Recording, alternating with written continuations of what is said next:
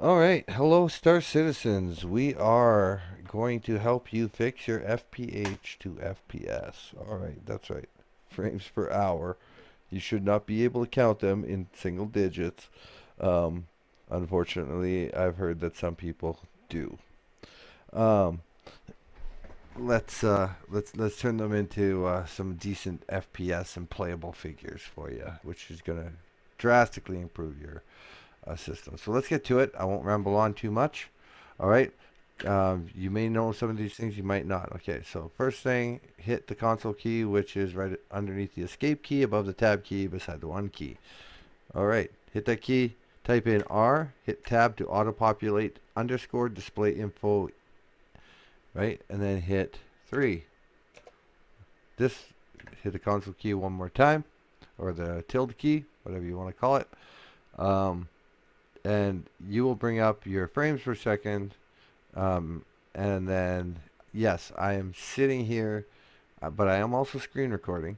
Um, in the menu, you should be able to get this in the menu. Everybody should have this in the menu. It's not a whole lot of entities. You can see the entities just down here, right? Sometimes you'll actually see when you're loading into a game, if you have this running, it'll hang up at around 15,000. That means you're on the black screen. You'll need to exit out of the game and um, verify your files and load back in. It happens. Alrighty, so things to note, you have GPU usage um, and all that. Hit console again, hit R, see, and this time I will type it in, display info equals space 0, right? It does the exact same thing, and except that is the key to remove it. This will become apparent on why I'm informing you of doing this, because for a reason. All right, so let's exit out of this here. So we're going to quit the game. Yes, do really want to quit the game, and we are going to fix some of these screen tearing, um, some of the visualization, shadows, all of that is going to. We're going to put it on settings. We're going to keep this library folder up and running. Now, I do not use Dropbox or anything like that. I've got this on my Discord. You are going to be free to join it. Come hang out, play around.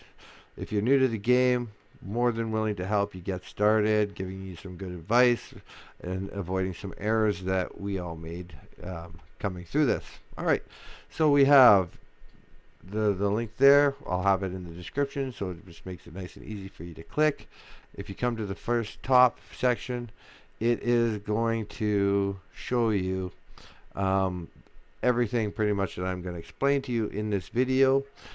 So you can either follow along, or you can just, if you're good with PCs, you can easily do this yourself. So you're going to, first thing you're going to do is hit Alt Control Delete and bring up Task Manager.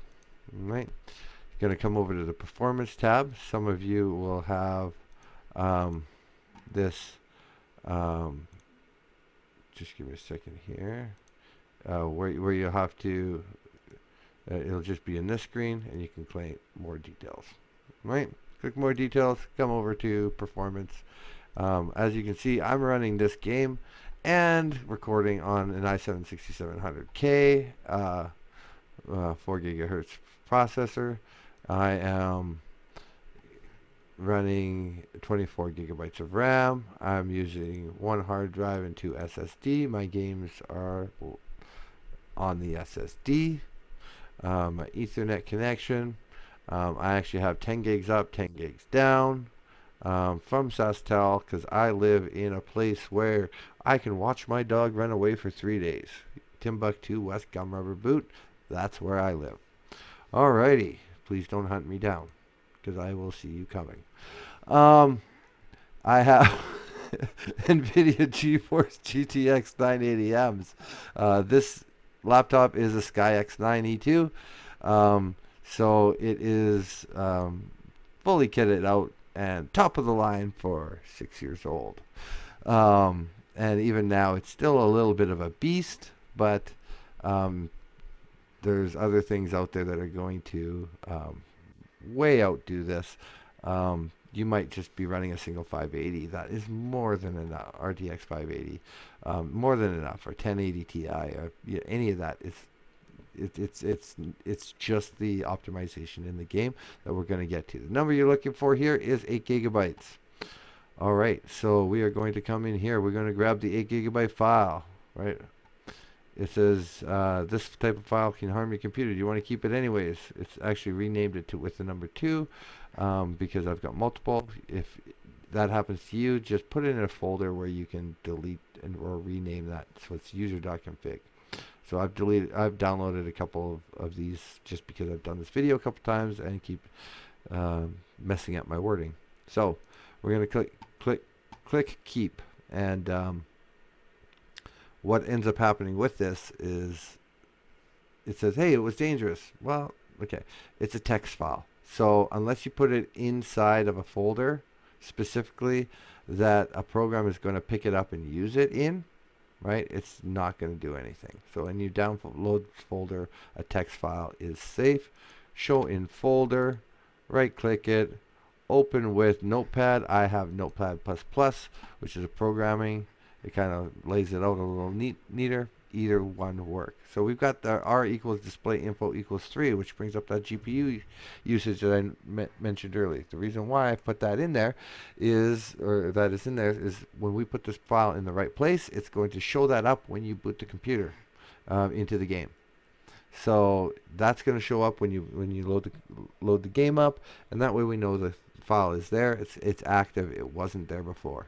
Okay, if you don't like the what it does, or it's not working, just delete this file out and everything goes back to the way it was before, right? It is not made any other changes. If you don't want to trust this file, then you can pause this video and you can literally, I will scroll through this slowly, and you can I'll scroll through this slowly, and you can type in, and it's all numbered, all on the side, so you can see which ones they are. You can see basically everything that you need. Pick and choose what you want. Ignore what you want. This file works where basically if the little semicolon is in front of it, like if I put this here, then that would not show up when the game is loaded. It would ignore the entire line. If I delete that out, then that shows up. So you can come in and change this later, but this is just to make sure that you know that the file is working. Alright, so let's get into the specifics of it. You can also change some of these settings. It usually has the description of what it does. You can Google any of these commands for the CryEngine. They're publicly available online, so you can see, I'm not going to tell you where to go to Google them. You just Google them, and your site is the one that shows up, because, for me saying, hey, it's safe, trust me, look at this website. Find your own website with the cry commands. Look at what they do, and what the options are with them. That is, if you want to do your research, do your research. But this is a fully safe and secure file. I have, I don't use Dropbox. It's on my Discord. But hey, I'd like you to come in and play. Be social and Star Citizen. So if you just want to grab the file and run, that's up to you too, right? Just prefer that you be friendly and respectful while you're in chat with the other people, and also if somebody needs some help, let's get these new people started. Alright, so texture stream size pool. Basically you want to go 1024 times the number to get your texture stream. I reduce it on an 8 gig card just because I don't want to max it all the way out to the end of the memory, right? So I have reduced it slightly. But you've got your texture stream size pool, which is 1024 times 8. If you want to reduce it, evenly, do so. And then you also have the shadow stream size pool, which is half of what your texture stream size pool is, as it says in the values, right? You have some shadow settings right here. Sharpening, shadow blur, radial blur. I just find them really annoying, just as it says in this file. Yes, this is an old file, as you can tell by some of the descriptions, but it is updated for 3.16, 3.17, whichever whichever one you view this video, it is working at that time with these settings. Okay, so we got some annoying settings that we have basically turned on or off as needed, and then the main section down here is when we get to the multi-threaded CPU, which most CPUs are. Multi GPU, yes, I have two GPUs. Yes, I know, but one is more than enough, and stick with one, and you're gonna, the whole reason we're here is to get smooth gameplay. Okay, so yeah, we have all of our threading usage. We have also spreading the usage across physical cores on the CPU rather than just having it run on a single core. It's going to spread it across. So as you can see, there's nothing aggressive in this file. It's the same thing with the 4 gigabyte or the 12 or whichever one you ever want to choose. Right? Let's open it up, and as you can see, it's not anything that's going to change. You put it in, you can mess around with it. If it doesn't work, download a new one, rename it, and throw it in over top of the one that's there, right? The place you're putting it is so you're going to download it, right click on it, or open its file location, right click on it, come into your launcher, hit change on underneath settings. You're not actually going to change it just gets to your files. Right click on Star Citizen, open it in a new window, and you can come right into the Star Citizen Live folder and right click on an empty place and put paste. Once that's in there, you're good to go. Alright, I think I've spent long enough on that file. Other things are also listed in here that you can do to speed up your game. First one is, if you haven't already done so, come into the task manager, which is Alt Control Delete, and come into the task manager and right click on here and start disabling things that are starting up when your computer starts up and running in the background when you don't need them. Things like the Wargaming game launcher or Steam. You might also, if they're already running, you can come into this little taskbar down here, right click on them, and quit out or exit off of them, right? So you want to stop all those extra services from running in the background. Next up is hit Windows R, type in services.msc, hit OK or enter, and it will bring up your services tab for Windows. Okay, if you sort by name, you can just go down and you will see it will alphabetically get to connected user experiences and telemetry. Right click on that, go to properties, click stop and disable. That's just the reporting and data collection that's going on in the background while the game is running. If you're experiencing a lot of crashes and you do want to submit some data, just go back in and re-enable it, get those crashes, and then just submit your reports during the crash report, and then disable it again. Right? It doesn't need to run all the time.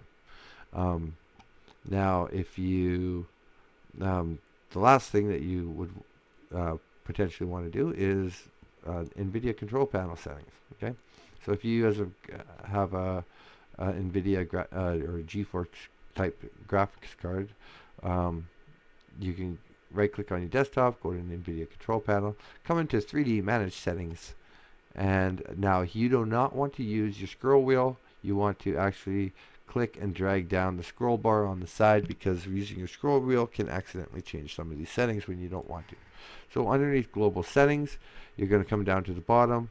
You will want to shader cache size 10 gigabytes. Normally this says driver default, and so you will change that to 10 gigabyte. If you only have shader cache and it's an on and off, you want to have it on, but you will also want to go to Nvidia and get the newest download for your control panel and GeForce Experience, because chances are it's just out of date, which will also get you the latest driver for your graphics card.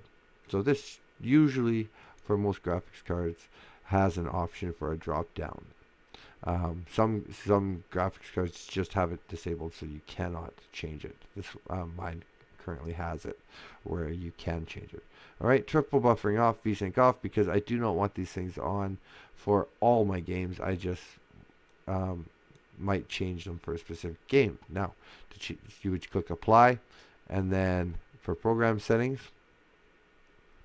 you would then so come over to the next tab over, which is program settings. Click the drop down, click Squadron 42. If it is not there, click add. If you've opened up the game recently, which you probably have because you're on this video, it should be right there. Otherwise, you can click browse and follow this game path, which is in your launcher, to find the bin64 folder, which has your starsystem.exe in it. You would click that, click open. I'm just canceling out here because it's already there for me, but you would just click open and it is right there. Now, if you mess something up in here, you can always click it in the drop down, click remove, right? Or you can restore it back to the default values when it was first installed. Okay, so if you change anything here and that it's just not working right, you can always just go back to basics or remove it from, which basically puts it at the basics. All right, so optimal power mode for your GPU, it should be already set. If you have Crossfire or multiple GPUs, just select that to the single GPU. I have two, use one. Get the game running smoothly. Tinker with it later. But these are meant to be the settings that work for you. Okay, triple buffering off, vertical sync equals fast. These are great settings to have. Your choice. All right. After that, we are going to launch the game and be off to the races.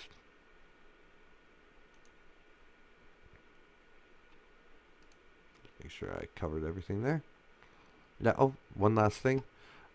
If you are a multiple user, so you've gone through, from version 2 point whatever to up, all the way up to 3.16, you might have old versions. If you have a decent internet connection, and I've only got a 10 gig connection, it takes me a while to, but delete out your Star Citizen Live folder, go into your user, app data, local, Star Citizen, delete that, and app data, roaming, RSI launcher, delete that. You will then come back and launch the launcher, which will prompt you to log in, come to settings, verify, and then you will be able to just install the game again. Nice and fresh, clean installation, off to the races. You will be much happier. However, if you don't want to go through that, your internet connection isn't as good, you can actually come to user, client, 0, and delete your shaders folder, which basically gets rid of any old shading, lighting issues that might have come in through from previous patches and versions of the game. So just delete it out, and then you'll still want to go through that through this verify your files, and it'll download anything it needs, nice and fresh and clean for you. All right, so enough of me talking. Let's get into this game. Right. One thing I will note is that if you are using your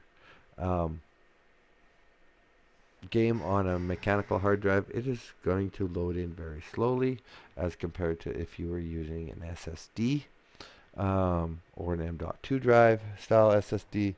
Those are the preferred methods. If you can free up some space, if you have one and you can free up some space enough for the game to throw in there, put your game files in there and run it off of that. If you can't, you could even, if you're finding your load times are really low, and you have a high-speed USB port, which is one of the blue ports on your PC, you can get a high-speed USB thumb drive that's capable of enough size. I believe the current size is about 70 gigabytes, so you can get a 128 gigabyte thumb drive, plug it in, and although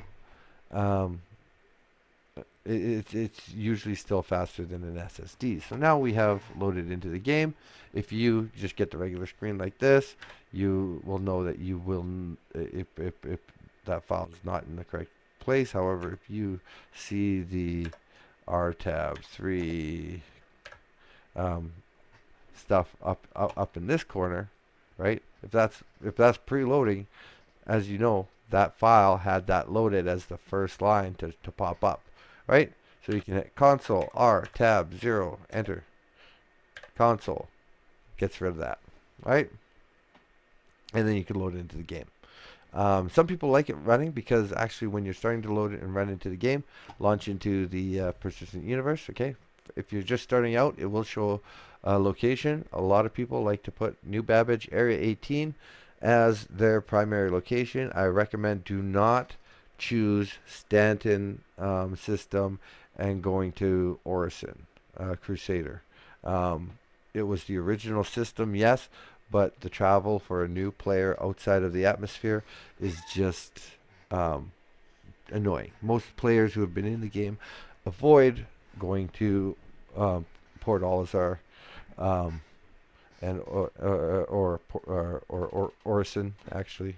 Port Olisar is not too bad, but going down to the planet to Orison is pulling teeth for most of us. All right, so that's just some advice, right? So we're just going to enter the Star Citizen universe, right? Sometimes you want to look at the time zones on what time is the middle of the night for other countries. The lag to go to Europe or Australian server actually isn't bad at all. Um, you're dealing with a higher ping, but a lot of the times you get a cleaner server because there's fewer people on it, where sometimes the US servers tend to be overloaded and can experience a higher amount of glitching lag or just server crashes. All right, so we're just going to load into the game here. Now, sometimes you will get it stuck on a black screen, and if you had that R underscore display info on, okay, you will actually see counting entities. If it stalls at anywhere between 15 and 20,000, okay, you want to Alt F4 the game or use Task Manager to clear it, or if you can't bring up either of them, hit Alt Control Delete and sign out of Windows and then sign back in. You'll open up the game, verify your files, and then launch back into the game. Okay, so we got a little bit of a hang up there, but you got to remember, 6-year-old laptop and it's screen recording at the same time, so come on, give it some credit. Okay, now these screens, FPS, you're running a good FPS, there's really not anything going on. What we're looking for is we want to be loading into the game. We don't want it to be not drawing objects when we get in. Okay, so normally for the game to launch, you're looking at to load for about 80 to 90,000 is when it will actually kick into the game and put you in your bed for new players. And so we should be launching here right shortly as we reach 90,000. Yep, and there we go. So again, console key R tab 0 will get rid of that if you don't want to run it. Y gets you out of bed, so just long press that, hold it down. Okay, we will go open, right? These graphics look clean, right? Some things are still loading in a little bit, right? And sure enough, elevator panel, nice fresh elevator. So straight from outside of the universe into the universe, right? We are having no issues. You know, as you can see, you can look at the FPS at the top, and okay, for most games, that for SPS is not impressive at all. However, if you look, the game is actually running really smooth. I'm literally holding down shift and running through area 18. And although it, you can see a little bit of, it takes, you know, few things are loading behind when it should be. Um, they're just minor background things that are not going to actually affect. What's this guy doing? Oh, just stretching. Yeah. I've never been able to search like that myself, but apparently, apparently he can. So, yes, we are seeing some of these players just kind of standing around, not doing anything, not walking around like someone should be. However, that would depend on the state of the actual server, and not is actually not affected by our game. So you should literally be getting frame rates to this amount. Now you can actually go implement this yourself, unless you've already implemented all these things and it's not working. But again, try the file. You know, it doesn't hurt. You can always, if you've got one and that's working for you, you know, you can always swap this one in, see if it works better. Go, you know, swap the old one back. I'm just trying to help you guys get to where this to the point where you can actually play this game. So just a number of things that people are normally glitching out in the city. I woke up in my bed, ran down, and this is on not the most beast of a computer. It's a laptop, so it does have power restrictions, just naturally designed into it, right? That I just can't override via hardware or software. I'd literally have to do some recircuitry in order to increase power, and get past that. Like it's beyond my technical ability. And I've got some pretty decent technical ability. So let's if you want to exit this video now, basically everything I've gone over is all complete. I am just screen recording and playing this game with this level of frame rate and smoothness. Like, it is absolutely playable in every way, shape, or form. So if you follow these things, you should change your FPH, frames per hour, into workable, usable, playable frames per second. Got a little bit of a stutter there, but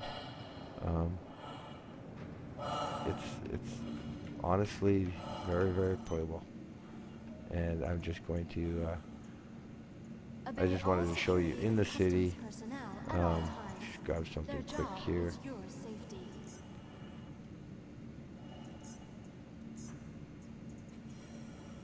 Adventure Stalker. Okay, so if you hold down F for the new players, if you're wondering how I'm interacting with things, hold down F and you will interact with anything that's interactable. It takes all of us working together to keep our core safe and secure. Be vigilant and report possible threats every time. Okay, if you're a newer player and you started this game,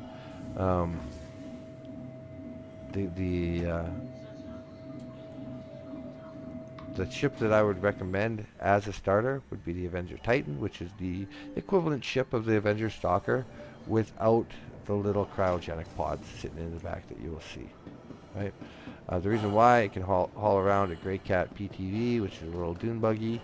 I might have gotten the number of like the PTV, whatever. It's a small little Grey Cat buggy, right?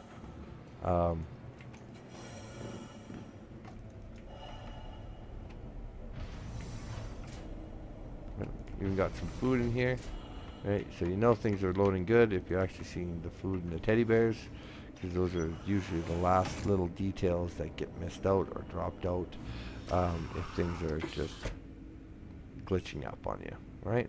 F1 to go to our Mobi glass, which shows us our a lot of our information. If we go to Comlink and then friends, we can go to the landing services to open the door above us, right?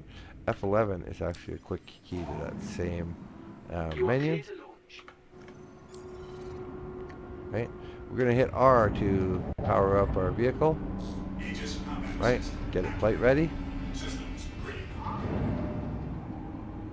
Spacebar is a vertical lift. Control is vertical drop. WASD, so W for forward, S for backwards. Strafe left and right is the